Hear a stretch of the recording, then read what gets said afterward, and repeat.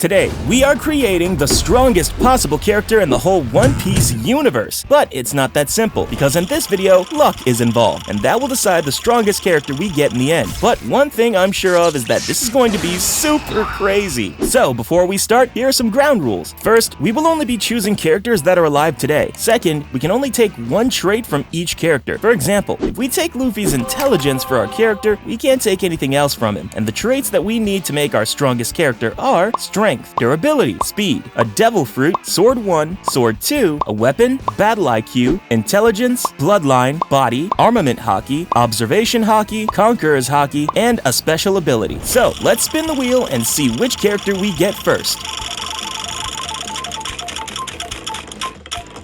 And the first character we have is Perona. Here, let's see what we can take from her. First, strength and durability, nothing too special. For speed, I think we can get a better character for this role. So, what are we going to take from her? Her devil fruit, the Horo no Mi. You see, Perona ate the Horo no Mi, a paramecia-type devil fruit that allows her to create and control ghosts. These ghosts have the power to drain the morale, self-esteem, and the will to live of anyone they pass through, essentially hollowing out the victim's spirit. In addition to creating ghosts, she can make her own spirit leave her body. Her disembodied ghost is completely intangible, able to pass through solid objects and avoid enemy attacks. As she claims, her devil fruit can defeat anyone. She can also create smaller ghosts that explode with enough force to damage stone walls, and larger ghosts that produce even stronger blasts. Since we don't have anything else to take from her, we'll go with her devil fruit instead, and hope that we get something that complements it as we move on. Our character's devil fruit is Perona, Horo no Mi. Spinning the wheel again.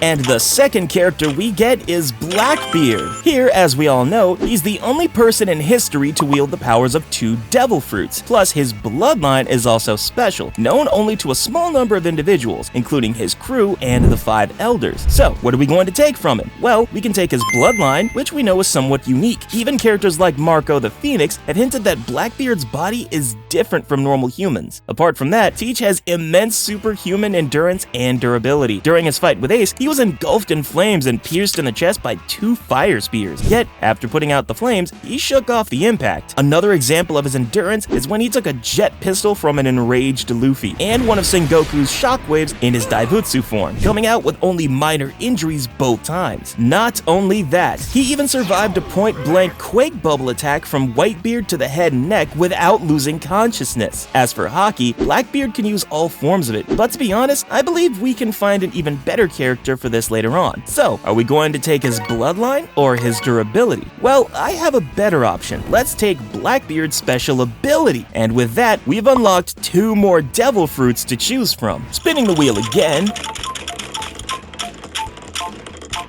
And now we get Big Mom. The things I believe we can take from her are devil fruit, speed, strength, durability, bloodline, and haki. So, let's go through these one by one and decide what we should take. Starting with her devil fruit, the Soru no Mi, a paramecia-type devil fruit that allows her to manifest people's souls as an ethereal substance that she can grab hold of, as long as the intended victim feels fear. She can then steal their soul, taking away their lifespan by an amount of her choosing. She can take a person's entire lifespan, killing them instantly, or just a portion, leaving them with a shorter lifespan. However, this ability doesn't affect those who don't fear her or can't hear her voice. Still, this devil fruit is one of the strongest. As for speed, she is quite fast, as we've seen when she instantly caught up with Luffy, Sanji, and Reiju in the Whole Cake Island arc. But I believe we have better options for speed. Now for strength. Big Mom has immense superhuman physical strength, demonstrated by her ability to climb tall buildings despite her massive size, and throw punches with tremendous destructive power. She was born with this unnatural strength, as seen when she killed a large bear with a single smack, merely intending to scold it. She also broke several layers of a giant's bones by trying to slap a mosquito on his back, all at just 5 years old. For durability, she possesses tremendous superhuman toughness, with skin compared to an iron balloon by Sanji in Capone Bay. She can destroy cities, sink ships, and resist cannon and gunfire without a single injury. It's said that no weapon can pierce her skin. She even grabs Prometheus, puts him in her hair, and rides on him for long periods without getting burned, despite him being a miniature sun. As for her bloodline, it's not particularly special. However, in terms of haki, she is one of the few people in the world who can use all 3 forms of haki. During her fight with Kaido at Onigashima, their clash of Supreme King haki created a massive shockwave that split the heavens, a feat only seen when the strongest haki users collide. So, out of her haki, strength, durability, and devil fruit, I will go with strength, because being called an evil god in the form of a child when you're just 5 years old isn't a small feat. For strength, we choose Big Mom. Let's spin the wheel again. And now we have Sanji. Here, I will come straight to the point, and from him, we will be taking his bloodline. You see, when Sanji was a child, he was weaker than his siblings who always outpaced him, to the point that he was considered a disappointment and a failure to his family. However, during the raid on Onigashima, Sanji noted that after 3 uses of the raid suit, that his body began to feel different, and in some cases, better, which perplexed him early on in his fight with Queen. Later on, during that same fight with Queen, Sanji angrily realized that the genetic modifications that lay dormant within him since birth had finally awakened, granting him a superhuman physical constitution, an exoskeleton that makes him nearly invulnerable, and an accelerated healing rate. After surviving being crushed to death, Sanji stood back up, even with all of his bones broken, shocking everyone as his body snapped back into place and reformed. Queen then struck Sanji with his sword, only for the blade to shatter against Sanji's neck, with Sanji only feeling minor pain and annoyance as a result. So for bloodline, we choose Sanji. Spinning the wheel again. And now we have Katakuri. The traits that we can take from him are durability, devil fruit, haki, speed, and battle IQ. For durability, Katakuri possesses tremendous levels of durability and endurance, being able to withstand multiple immensely powerful attacks from a Gear 4 Luffy, and quickly able to recover to counterattack. He was able to impale himself with his own spear and showed only minor signs of discomfort. For devil fruit, Katakuri ate the Mochi Mochi no Mi, a special paramecia-type devil fruit that lets him create, control, and transform his body into mochi at will. And truth be told, this devil fruit is not that big of a deal, so let's see if we can get a better one as we move forward. For speed, again, I believe we can do better. For battle IQ now, Katakuri is a very powerful combatant, and Capone Beg of the infamous Worst Generation has likewise declared him as a monstrous threat. According to his crewmates, Katakuri is the strongest of the 3 Sweet Commanders, and thus the most capable member of the crew aside from Big Mom herself. Charlotte Daifuku even stated that if Big Mom were to die, Katakuri's skills would make him the worthiest of succeeding her as the captain of the Big Mom Pirates. And you know, until his first loss against Monkey D. Luffy, he was said to have never lost a single battle throughout his life. His long and perfect record of victory is described as legendary. For haki, although he can use all 3 forms of haki, the one he is most proficient in is observation haki. You see, Katakuri's observation haki is among the strongest in the One Piece world, particularly his advanced ability of future vision. This allows him to see several seconds into the future, making him nearly invincible in battle. He can predict attacks with extreme precision and adjust his mochi body to dodge them effortlessly, even against armament haki users. Katakuri's foresight isn't just limited to combat. He can predict people's intentions and emotions, as seen when he anticipated Luffy's Gear 4 and Pudding's emotional breakdown. However, his ability has limits, as future events can still be altered by others. Additionally, his precognition relies on his own senses, meaning he can miss details if he's too far away. Nonetheless, Katakuri's mastery of observation haki makes him a formidable opponent, and only those with similar or superior observation haki can challenge him effectively. So, among his durability, battle IQ, and observation haki, we will be taking his observation haki. Our character now has Katakuri's observation haki. Spinning the wheel again.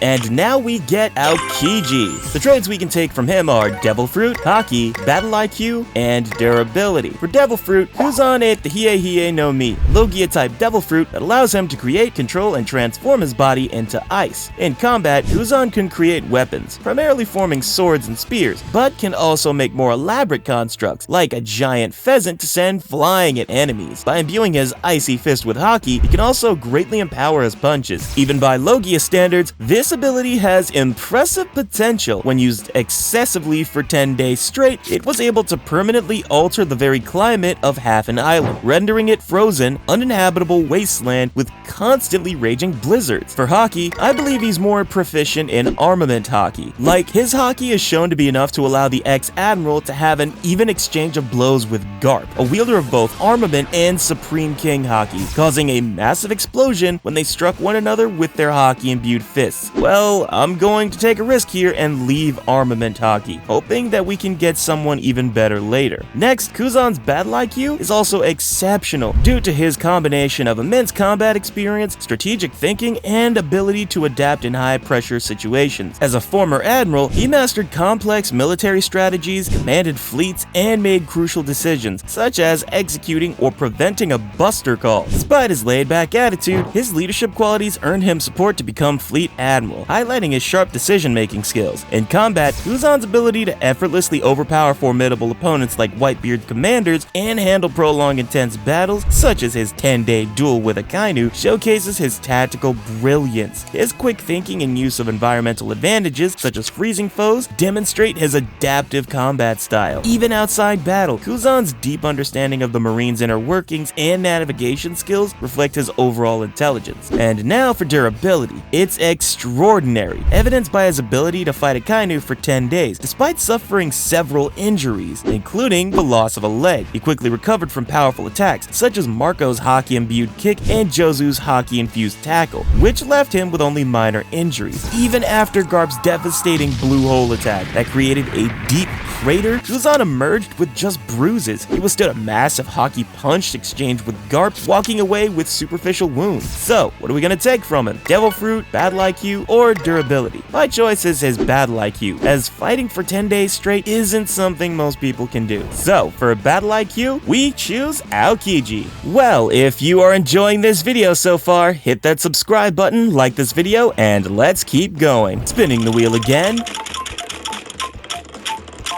Our next character is Kaido. The things we can take from him are Devil Fruit, Haki, Speed, Weapon, and Durability. For Speed, Kaido is extremely fast in combat and can instantly move from one spot to another despite his enormous size. He completely blitzed Luffy in an instant while attacking him and appeared behind him afterward. Another testament to his speed, he was fast enough to nearly once again blitz Luffy despite the latter perceiving the future using observation Haki, only barely avoiding a head-on attack. For weapons now, Kaido wields a large black spiked kanabo named Hasaikai as his signature weapon. Thanks to his massive strength and ability to imbue the club with armament and Supreme King Haki, Kaido can perform incredibly powerful strikes by swinging it, allowing him to produce large shockwaves, severely injure foes, knock mighty adversaries unconscious with a single hit, and send people flying off into the distance. For Devil Fruit, Kaido possesses the Uo no Mi model Seiryu, a mythical Zoan-type devil fruit that grants him the ability to transform into an enormous azure dragon and a dragon-human hybrid. In his full dragon form, Kaido is colossal, with extremely durable blue scales that significantly boost his natural toughness. His human beast form enhances his speed, agility, and strength even further. As a dragon, Kaido can create flame clouds that allow him to fly and lift objects, including entire islands. He can unleash devastating elemental attacks, such as fire blasts, lightning bolts, and wind blades. Kaido can also generate intense heat around his body, melting anything in contact. He has mastered his devil fruit powers to the extent that he can use some of his dragon abilities without transforming, like when he levitated Onigashima during battle. For Haki, although Kaido is one of the few people in the world who can use all three forms of Haki, furthermore, he and Luffy are the only characters shown so far to be able to use advanced applications of all three forms. I still tend to leave this for now because I believe the trait Kaido excels more from the above mentioned is his durability. You see, Kaido's durability has given him the reputation of being unable to die. He was caught and tortured 18 times, and organizations as powerful as the Marines and the other emperors have attempted to execute him 40 times, only to fail as Kaido survived every single attempt because every execution weapon broke when used on him. Most notably, Kaido jumped 10,000 meters from a sky island onto the ground, creating a massive crater and shockwaves strong enough to sink a large ship nearby, and then emerged with only a small headache. Kaido's first significant injury came from Kozuki Oden, who left a scar on him using two powerful swords, Enma and Ame no Habakiri. Even after facing powerful attacks from Luffy, Zoro, Law, Kid, and Killer, Kaido sustained damage but continued fighting with little concern. Our character now has Kaido's durability. Spinning the wheel again.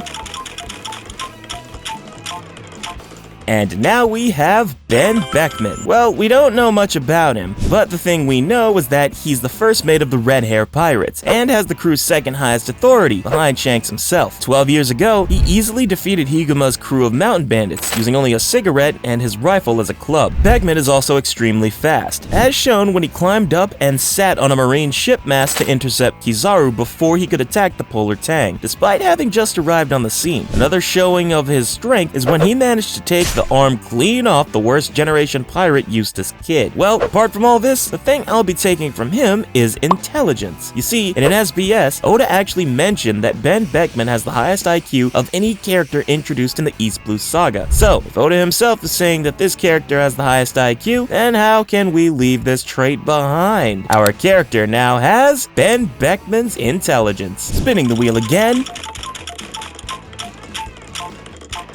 And now we get Roronoa Zoro. Okay, so before choosing anything from him, let's see how many traits we have left. Currently, we have the following options: speed, sword, weapon, haki, and body. Well, I believe we can get better options for haki, speed, and body compared to the characters that use swords or weapons on our list. So obviously, we'll be taking a sword from him, but which one? You see, Zoro currently has 3: Enma, Sandai Kitetsu, and Wado Ichimonji. Let's go through each one and see which one is the best for us to take. For Wado Ichimonji, it is one of the 21 great grade swords, forged by the legendary Wano swordsmith Shimotsuki Kozaburo, and was previously owned by his granddaughter and Zoro's friend, Kuina. After her death, it was given to Zoro by Kuina's father, Koshiro. It's the only one of Zoro's swords that didn't shatter when he first clashed with Mihawk's supreme grade sword, Yoru. Secondly, we have Sandai Kitetsu. It's said to be cursed and will bring great misfortune upon its owner. Forged by the great Wano swordsmith Kozuki Sukiyaki, it was given to Zoro in Log Town by the arms dealer Ippomatsu. And finally, we have Enma. It is also one of the 21 great grade swords, forged by Shimotsuki Kozaburo, and was originally wielded by the legendary samurai Kozuki Oden. Oden's daughter, Kozuki Hiyori, bestowed Enma to Zoro, under the condition that he returned Shusui to Ryuma's grave. Until the raid on Onigashima and the Wano country arc, it was one of the 2 swords to scar Kaido of the 4 emperors. Enma has the special trait of drawing out large amounts of the wielder's armament haki. Okay, so which one are we gonna choose here? Among Enma, Sandai Kitetsu, and Wado Ichimonji, Enma stands as the strongest and best sword. Like Wado Ichimonji, Enma is one of the 21 great grade swords, but it possesses a unique ability to draw out large amounts of its wielder's armament haki, making it a powerful and dangerous weapon. And as we know, it is one of the only 2 swords to have ever scarred the mighty Emperor Kaido, further cementing its reputation. So, our character's first sword is Zoro's Enma. Spinning the wheel again.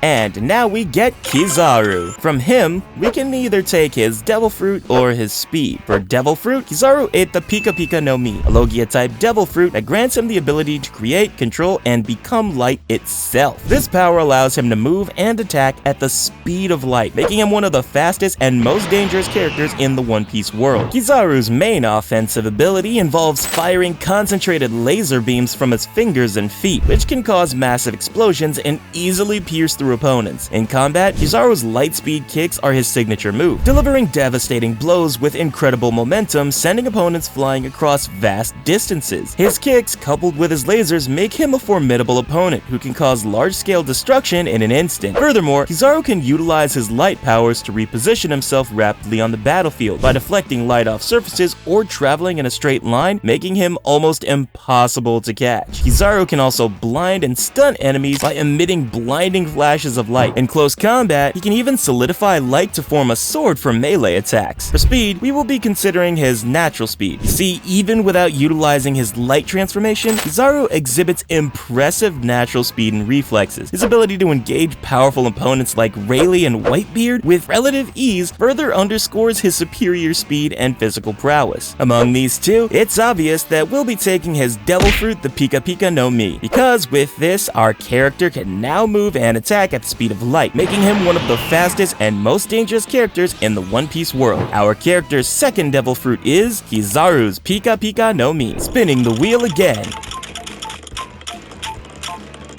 And now we get Dracul Mihawk. We can take two things from him, either his armament haki or his sword. For armament haki, he has incredible mastery in this form of haki, evident in his ability to turn his sword Yoru into a permanent black blade. This advanced use of haki enhances the sword's durability and offensive power, making it nearly impervious to damage. Mihawk's skill in armament haki is so profound that he also trained Zoro in its application, teaching him to safeguard his own swords from harm. For sword, Mihawk wields one of the 12 supreme grade blades, the Black Blade Yoru, as his main weapon. Yoru stands out for its exceptional durability and power. As a supreme grade sword, it is among the finest blades ever crafted, amplifying Mihawk's already formidable abilities. In battle, Yoru has proven incredibly powerful and allows its owner to easily, with a single stroke, cleave apart massive structures, from a war galleon to a mountain-sized wall of ice. When swinging his blade, Mihawk can unleash massive shockwaves that can travel long distances without losing power, even hundreds of meters away. Yet, while potentially carrying such phenomenal force, Yoru is also gentle, enough for Mihawk to precisely alter the course of bullets with a slight touch of the blade, or aimed flying slashes with inch-perfect precision, presenting a threat from any distance. Among these two, I will be taking Yoru, as again, we have a limited number of characters on our wheel that use special grade swords. Our character now has Yoru as his second sword. Spinning the wheel again.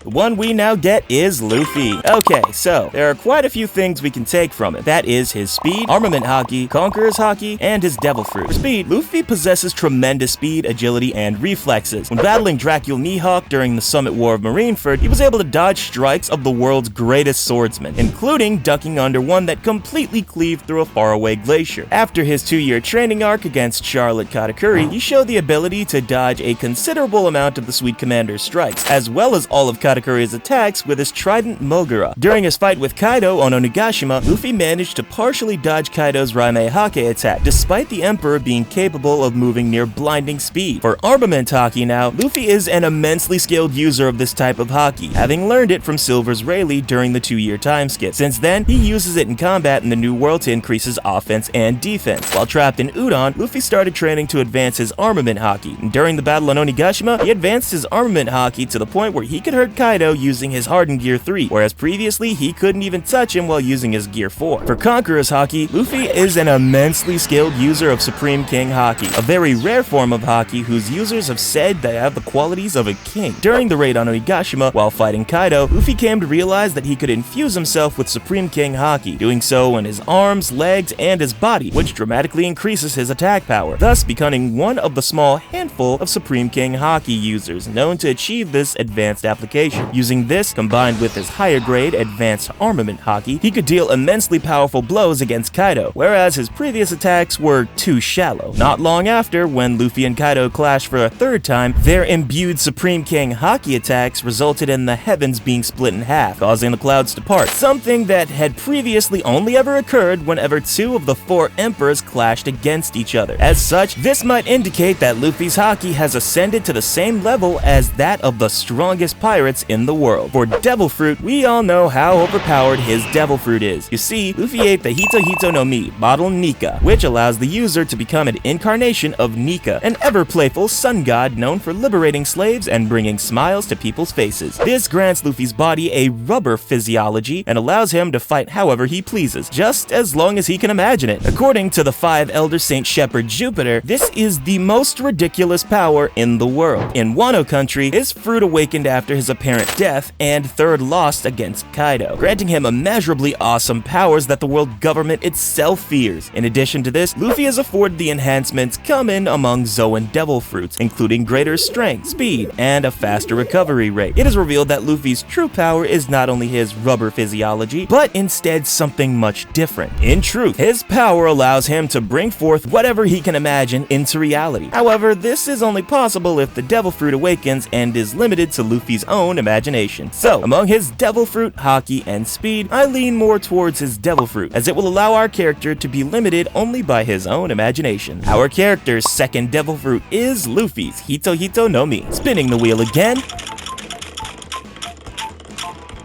Our next character is Sabo. Well, we could have taken his devil fruit if we still had an empty slot, but I guess we can't do anything about that now. So, from him, we can choose his weapon, armament haki, or his speed. For his weapon, nah, it's not so special. For armament haki, Sabo is shown to have great mastery in the usage of armament haki, which he can imbue into his arm or his pipe. His mastery of this type of haki is superior to that of Burgess, the captain of the Blackbeard pirates' first ship, as he broke Burgess's haki-infused right arm armor. Sabo also destroyed the Kurita Coliseum's fighting ring with his haki-infused fists. For speed now, Sabo exhibits exceptional speed and agility throughout his combat and stealth activities. As a child, his physical capabilities were notable, allowing him to outperform both Ace and Luffy in numerous battles and evade attacks with impressive quickness. His speed is evident when he deftly grabbed a knife from a pirate without detection and jumped from several stories high without injury. In adulthood, Sabo's speed and agility are even more pronounced. He easily dodged an attack from a fighting fish and quickly overcame Vice Admiral Bastille with a single forceful grab. His swift movements also allowed him to navigate through Pangaea Castle undetected, surprising even the highly perceptive Five Elders. Well, we could take his armament haki, but I'll take the risk and leave it be for now. Our character now has Sabo speed. Spinning the wheel again. And now we have Garp. From the options remaining, I will be taking his armament haki. You see, Garp has easily the best armament haki. This is a man who fought alongside the king of the pirates, defeating the Rocks Pirates, the strongest pirate crew in the world at the time, which included Whitebeard, Big Mom, Kaido, and their captain, Rox D. Zebek, without having any special powers or a devil fruit. By hardening his fist, Garp became able to counter and even crush Chinjiao's armament haki-enhanced drill-shaped head 30 years ago, proving his superior mastery compared to Jinjiao, who himself is a masterful armament haki user in his own right. He can also utilize the advanced application of emitting armament haki out from his hands, allowing him to attack opponents without making physical contact. So, for armament haki, I choose Garp. Spinning the wheel again. And the one we get now is Shanks. From the options remaining, it's obvious we will be taking his Conqueror's haki. Because heck man, it's the strongest one out there, and leaving this would be extremely stupid. Shanks possesses the strongest Supreme King haki known so far. As seen when he boarded Whitebeard's ship, Shanks was able to knock down dozens of his men unconscious, many of whom were seasoned men able to survive the New World. Shanks' Supreme King haki was at least twice as potent as Luffy's by the time of the Fishman Island arc. While Luffy only knocked out 50,000 of the new Fishman pirates, Shanks could have knocked out all 100,000. During the Wano Country arc, he released a massive burst of Supreme King haki that paralyzed Admiral Ryokugyu, stopping him in his tracks from miles away at sea without needing to step foot into the country. Both Jinbei and Yamato stated that such a display of haki was monstrous. Most notably, he is among the small handful of people capable of using advanced application of infusing Supreme King haki into their body or weapons. Well, I won't say much about him now, because if you know, you know. Our character now has Shanks' Conqueror's haki. Spinning the wheel again. And now we get Akainu. Well, there aren't many options left for us to choose from. As for weapon, Akainu doesn't use any weapon at all. As for body, I guess we don't have a choice here. You see, Akainu's body is immensely durable. His resilience was vividly demonstrated during the Summit War, where he withstood multiple powerful attacks from Whitebeard, the world's strongest man. Despite taking 2 successive point-blank quick punches imbued with haki, one to his neck and another to his midsection, strong enough to split Marineford in 2, Sakazuki remained unconscious unconscious and kept fighting, exhibiting minimal visible injury and no evident exhaustion. Sakazuki's durability is further highlighted by his 10-day duel with Admiral Kuzan, where both men inflicted and endured significant injuries. Despite the severe injuries sustained during the prolonged battle, Sakazuki emerged victorious, showcasing his physical toughness. Our character now has Akainu's body. Spinning the wheel again, and now we get an L. Since we're only left with a weapon slot, I'd say an L doesn't really qualify for this. I know he uses a staff as a weapon, but without his devil fruit ability, the staff is basically just a simple staff. So, spinning the wheel again until we get the best weapon. And now we get Nami. Here, we can take Nami's Climattact as our weapon. You see, Nami's Climattact is an advanced weather manipulating weapon. After upgrades from Usopp's Pop Greens and Frankie's expertise, the Climattact's functionality and design have vastly improved. A major evolution came with the integration of Zeus, a thundercloud homie captured by Nami. Zeus's presence allows the weapon to transform into various combat forms and temporarily transfer his consciousness to the clouds Nami summoned. This ability enhances the weapon's effectiveness by enabling it to control and refine Nami's lightning attacks, making them more difficult for opponents to dodge. For a weapon, we choose Nami's Climattact. Click on this video where we present 42 moments that the One Piece anime doesn't want you to see. Go on, check it out.